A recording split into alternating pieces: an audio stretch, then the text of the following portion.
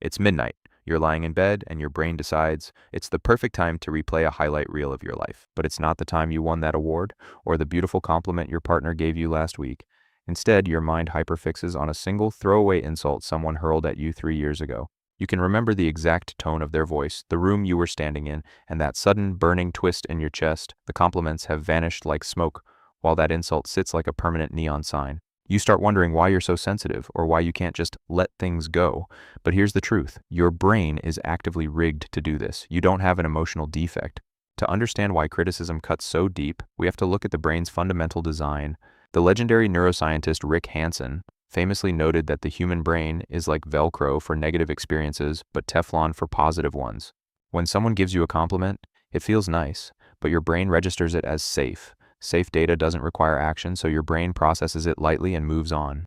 But an insult? An insult is processed as a psychological threat to your status, your safety, and your belonging. Your working memory immediately drops everything else to process this danger.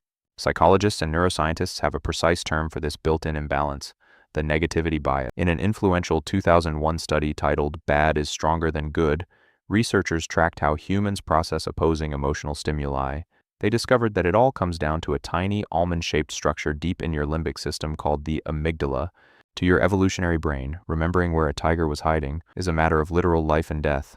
The insult stuck because your brain wanted to keep you alive. Now this is where it gets personal. If you are someone who chronically replays insults, it's not because you are weak, it's actually because you possess an incredibly fine-tuned social radar. The loop isn't happening because you agree with the insult, it's happening because your brain cares deeply about your place in the world. Because your brain handles negativity automatically, you have to handle positivity manually. Psychologists recommend the 5-to-1 rule. Because a single negative comment carries 5 times the emotional weight, you have to intentionally sit with a compliment for at least 20 seconds to let it transfer into your long-term memory. The low-grade belief that you are broken or overly sensitive, that part is wrong. You are a human being with an ancient, brilliant brain that prioritizes your survival over your happiness.